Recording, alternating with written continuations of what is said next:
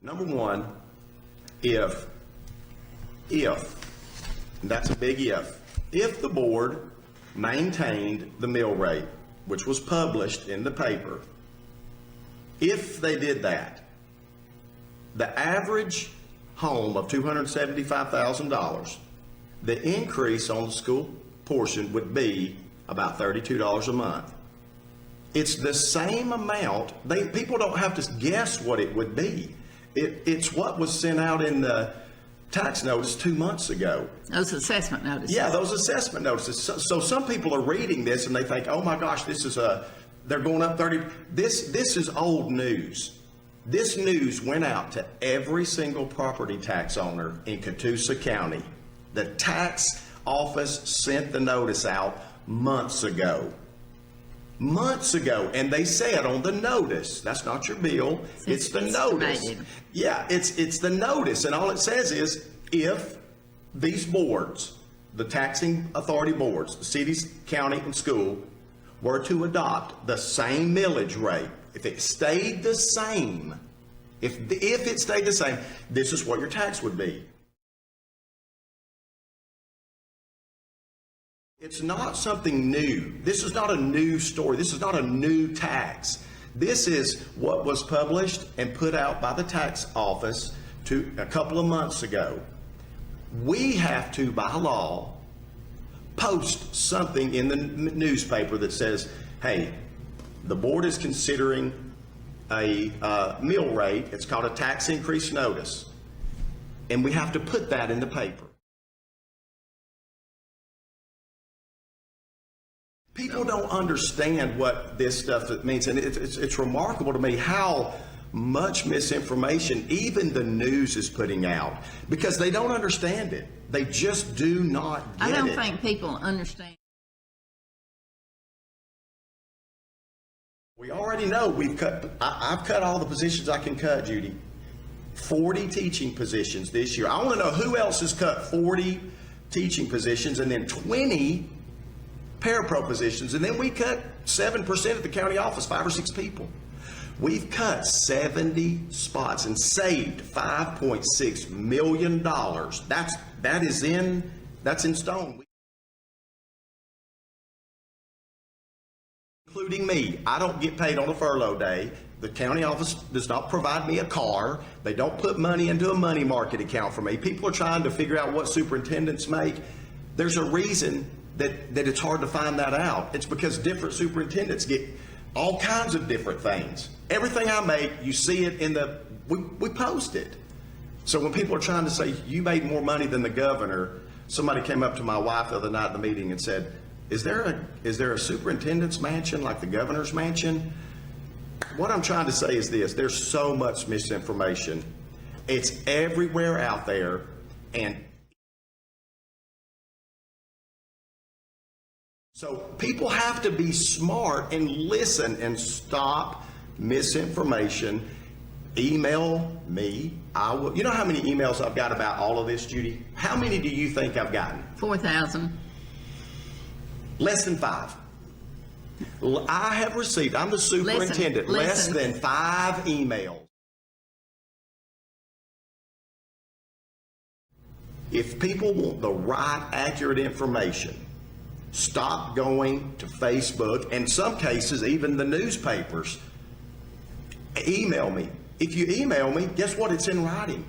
And I've seen emails that I've put. What do people do with them? They take a picture of my emails and they put them on Facebook. You know what? And I don't care, because whatever I put in writing, I'm willing to stand behind. But all the people that are so fussing on Facebook, none of them, I've received 5 emails since the whole thing started.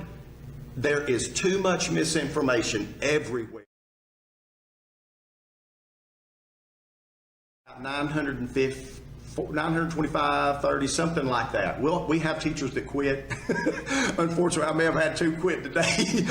but that's about where we are. About 950 probably is probably a ballpark number. And we have about 1,700, and like I said, we lost 70.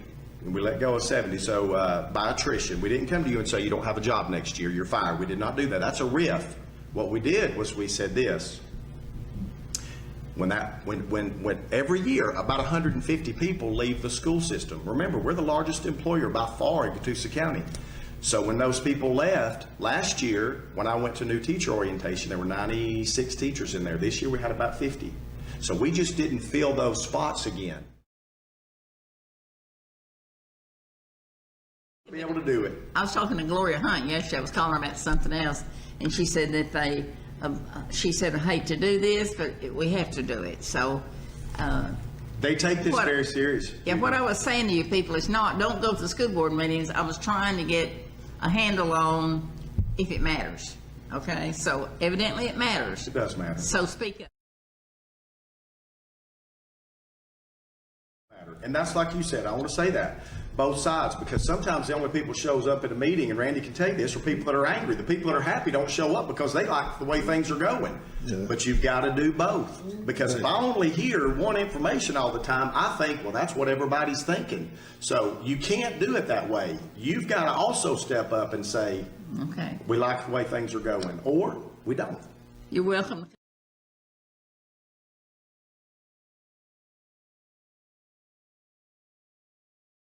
What I wanted to show to the board tomorrow, but as my wife had discovered, they won't let anyone do that. You've got 3 minutes to do this. I probably couldn't do this in 3 minutes. I was going to be rushing to go through it. So all right, hopefully they'll be watching this tonight, which I doubt it, but maybe someone will get it to them. Somebody will get it to them or something, right? And make sure your screen is shared. Oh, is it not shared? No. Oh man, what's the deal? Oh, I guess, I click on it, but then I don't click on it. Mm-hmm. All right. Now it's going to look all weird. Okay. All right. Now, should be able to see it now. Condition critical. All right. Yes, we can see it. Excellent. Awesome. All right. So, this is something I put together. I've been putting together as I've been going through research and looking at stuff that kind of just gives you some insight. But just to note that this 2 year, if they increase this, it's a 48% tax increase over the last 2 years on our residents for school. Mm-hmm. Okay. So state funding, full-time equivalent, and I pulled this from their information, as you can see up at the source at the bottom. Georgia utilizes state funding formulas based on the full-time equivalent FTE student counts in 19 instructional programs. So anytime you see FTE, just think student, right? State uses this number to determine the dollar amount that the school system will receive from the state. Example, state funding, dollar amount per student, don't know what that is, but that multiplies into the QB earnings that gives them what they got. This is 2024, this is 2025. Okay. So when I went back to the 2023 historical documents on the school's website, I discovered the FTE was significantly higher at 10,356 students. With the loss of students, the school system had lost funding, because that is now at 99.14, where they were at 10,356. Okay. QBE earnings, Quality Basic Education Act, that's the QBE, was enacted in law in 1985. The QBE is weighted funded formula system. Pre-K is not funded through QBE. So these components of the formula, this kind of shows you the direct instructional costs. That's what's covered in indirect instructional costs. These are the buckets. This came from the State Charter School Commission of Georgia. So you've got salaries, teachers, paraprofessionals, kindergarten only, subject, specialist, art, music, physical, education, foreign language, counselors, technology specialists, consumable materials, textbooks, travel, equipment replacement. So these are directional instructional costs that is covered underneath the QBE, this funding. Indirect instructional costs, the funds of central administration, funds of school administration, facility maintenance and operations, funds for 20 additional days of instruction, media specialist salary, benefits, and operational costs. So those are the indirect costs that usually covered by the state or covered by us. State's local fair share is based on the equation of the tax digest multiplied by 5 mil. So LFS, local fair share, that's what the state says that it's part of an equation that they use in order to understand how much money that they should give us, right? Okay. So out of that $89 million.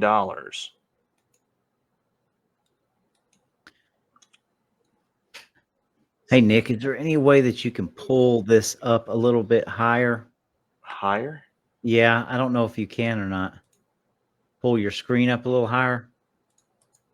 Hold on. You I have to may not stop. be able I have to do to it. show. I have to stop. No, you'll be all right. It's just cutting off a little of the bottom. So I want to make sure that for transparency, we had it all on there. Okay, How about I just go through it like this? that Maybe. will work. Okay, go raise your screen up a little bit more. Raise Are you my all the screen. way to the All top? right, let me do this. Stop Because I sharing. can see the whole thing. Let me share it like this. Okay. Sorry about that. I just want to make sure we're getting all the That's okay. information. That's probably going to be better there. Okay. Yep. Did that work? Yes, I can see it all, and you might have to scroll up and down a little bit, but I can see it. I mean, I can't scroll up and down anymore. Oh no, you're fine. No, I got the whole page. You're okay. Good. All right. You're good. All right. Okay. Let me just see if I can close that. Yep. That. That's How's perfect. that? Is that better? Okay. Yes. All right. Now let me go back to where I was. Sorry, Yes. everyone. That's all right. We were in local fair share, right? All right. Yes. So this is that equation. This is where he's saying 5 mil is what we have to, he has said, give back to the state. It's actually a deduction. It's not, they're taking this 5 mil. They're asking us for 15 mil to cover the 5 mil that the state has said that they're going to reduce this by, right? Okay. So those 5 mils that go to the state, meaning that it leaves, you would think that it leaves the county with only 10 mils and being able to do it. No, the school system is collecting the 15 mils here. The only thing is that it's a paper reduction. It's not they're taking it from us. They just reduce the amount that they're given. Okay. And so kind of prove that the state does not take the 5 mil tax from residents, but reduces the amount that the school system receives based on the county digest. That was a little bit of misinformation to me in the presentation where it was very animated in that of they're taking this, but actually they're just not giving it. Okay. Total fair share, because the real numbers, and this is something I really didn't understand, and I was hoping that in presentation that maybe the board somebody would elaborate on school system numbers that they had, total fair share. I just did it in reverse. I could not find this number as far as the tax digest, that 2.6 million or $2.6 billion. Could not find it. So I just took and did it in reverse. I could find the one from the county tax digest for this year that has, and this is the one that they're saying is for this year, the 2.6, but the 3.1, and I'm looking at it as like, well, 3.1, it's a different number. So the total fair share with the 3.1 would actually be 15 million that they would reduce it by instead of the 13. Okay. This kind of shows that and understanding that if it was taking it at that reduction, without the reduction that they were taking it, they can only tax us at 40% of the property fair market value. 40% of that 3.12 billion is only 6 million with the tax on it with the 5 mils. That would only been $6,245,060. Okay. So it's not, they're not taking it. That number would be that if they were taking it. They're like not giving it is what they're not doing. Right. So local fair share, the state only reduces the amount of the school would receive for the QBE 5 mil deduction for local fair share amount. The transfer is on paper only, and the county is not sending money to the state for the county's portion. This is shown in the school board hearing presentation on slide 2, bullet 3. And that's where I pulled the important terms and definitions. It's withheld by the state. So Okay. they just don't pay it. Historical run for operation revenue. Now this is where it starts to get interesting, because now this is me looking at 2020, 2022 and showing the trend. That little dot lines are the trend. You can't see the revenue line or the difference or the millage because they're so small in comparison to the revenue. But this does show you a line that is a trend line, and it gives you that and knowing that, hey, you know, this is rising. Like this one just rose a little bit. Mhm. And you got the numbers here. You got 532,936 was the difference from the previous year. This one's 84,470 in 2021. Of course, they had a lot of COVID money, so you would assume that they had plenty of money swimming in it. Right. Or stuff that they could take out of this budget in order to offset. And then you've got the 2022 year. It goes back up to now 55, where it's kind of that same trend, 500,000. And I look back, it's about the same way, right? Okay. And looking at that as well, I wanted to know, you know, what was the trend for the students? So Okay. seeing that there was 10,000 in 2020, 10,458. 2021, 10,490. So there was more students in 2021. 2022, it dropped 10,278. And 2023, it rose back up a little bit, 10,356. Hmm. That's quite a difference in students. Quite a difference, yeah. So then I'll take you into the future here, showing you the 2023, 2025 trend. That's a big difference. Remember, we were looking at this trend here from 2020 to 2022. Okay. Now, reminded me of the Price is Right, the little guy that runs up the, you know, the little yodeling guy. Mm-hmm. Because that trend there, we're now looking at the difference from 2023 to 2022, where we were looking at 500,000 in the difference prior, that now we're looking at $5.3 million difference in 2022 to 2023. And then whenever we look at 2023, 2024, we got $5.6 million. And then we're looking at 2024 difference to now what we're looking at today in the current budget, which is $12,428,000. So almost $12.5 million. Wow. Okay. Wow. Now, if this trend is true and it had everything to do with property values going up, insurance going up, I mean, everything just seemed to just trend in that direction, right? Right. Wages go up, all of this stuff, right? So it's kind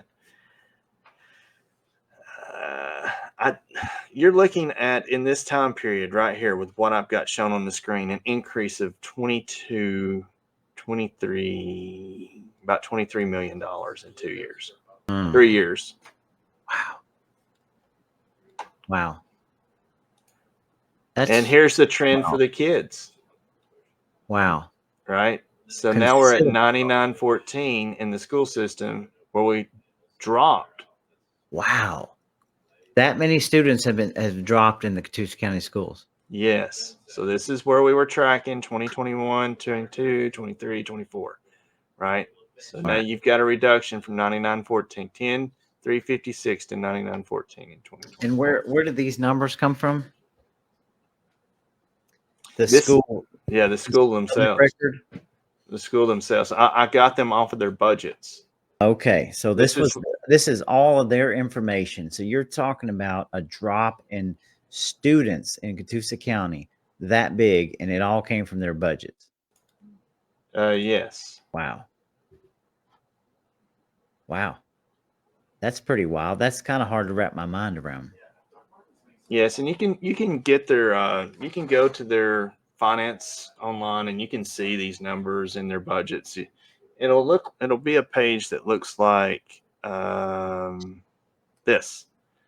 So Okay. they've just they've been kind of consistent with this page, which kind of made kind of easy for me to see that, Mm-hmm. to find this, because I knew what I was looking for. If you look for this dot See that. page, and this was in their presentation that Okay. they had before, right? So this shows me the 2025 initial midterm. So I can see here's that FTE number. So they're saying that they're budgeting now off of the FTE number, which is the same number, Mhm. 9,914 students. So that's what they're producing to the state, and there's an equation type thing on what the student, if they have disabilities, so on and so forth, different things that garners them to get this money that they get from their QB earnings. So QB earnings being that from what the state gives to them for the education system. Okay. Mm. So Georgia utilizes state funding formulas based on, okay, so we went back to that FTE noting, and then I showed you the sheet. We went back to the sheet Mm-hmm. showing Okay. this.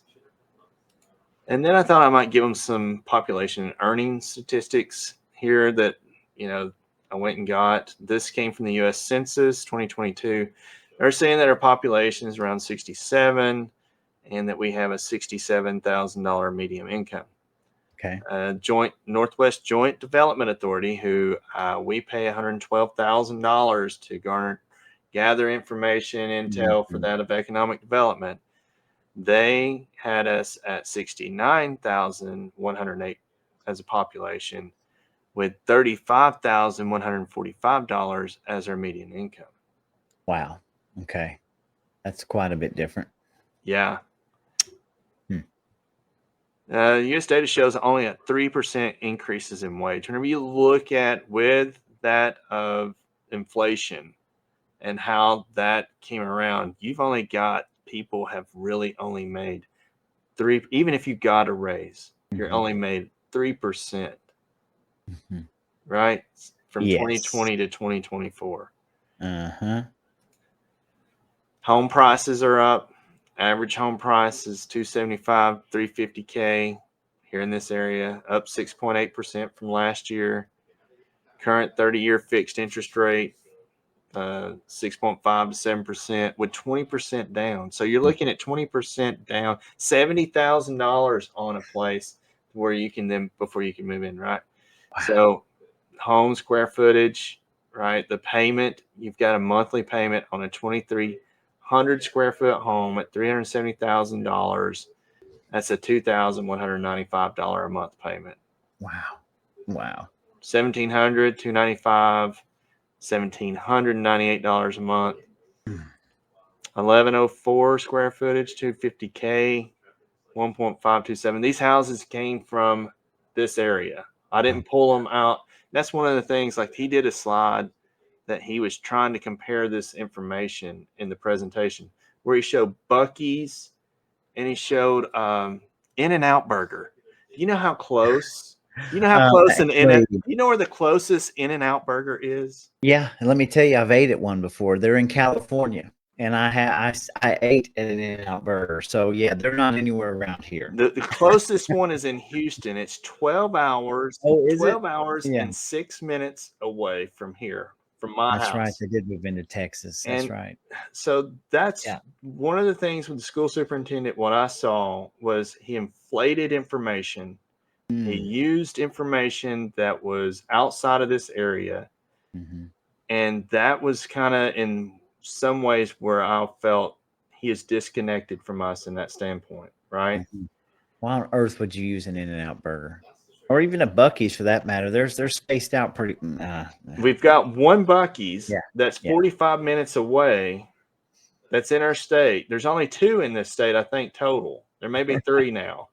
Yeah. They're starting, they're following the pattern of Dollar General.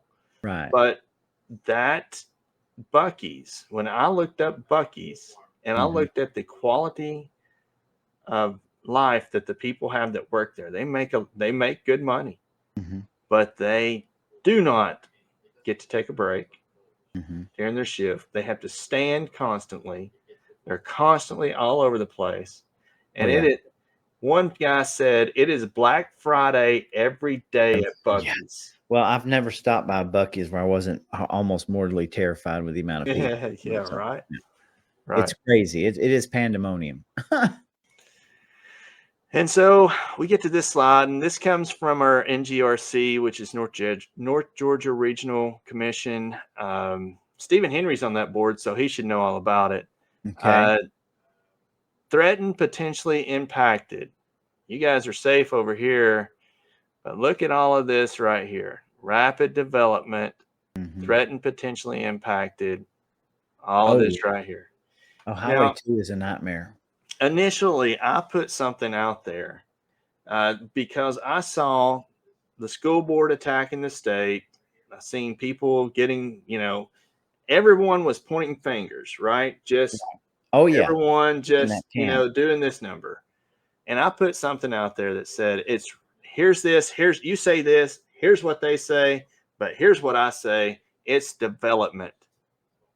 Because what drives up the house prices? New homes, new home sales. The more that you have. And we're in this cycle, this never ending cycle that, you know, we need to build more for more people to live here. But then the government, takes more taxes, or this should be paying for this. And like even the school board superintendent's like, all of those new houses are not offset. Whenever you look and see that there's a trend, if I go back to this slide, Mhm. I see taxes going up, but if we're talking about the CEO of Catoosa County Schools, that he makes educated children, Mhm. then his product is no longer coming in for that purpose, right? That Right. trend is going down. Now, some of that could have been from uh, homeschooling. Mhm. We are Catoosa County is big into homeschooling. Right. A lot of homeschool families here. Um, could be also a lot of people moved from here because as far as our county goes, we are. Let me see if I can find that data that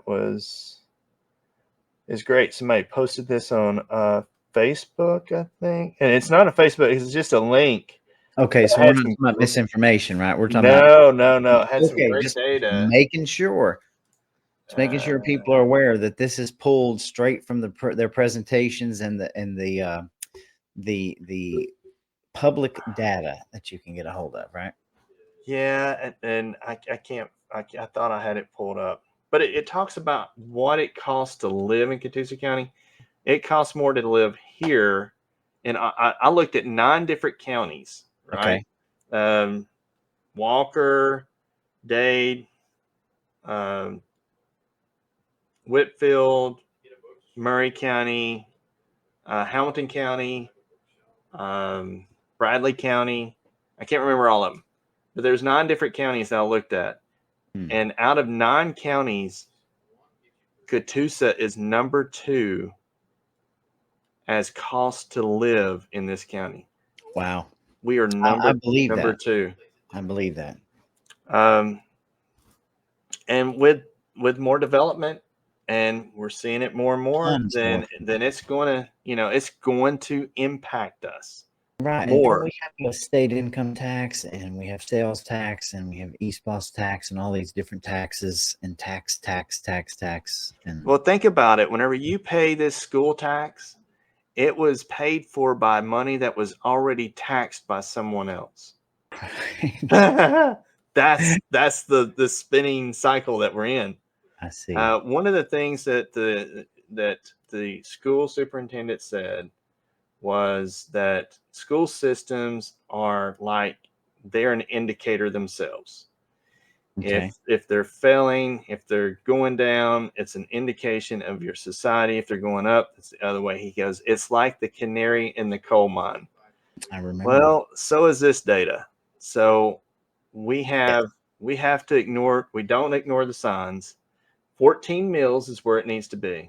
There's Mhm. people that's hurting. You need the money. You're getting more money.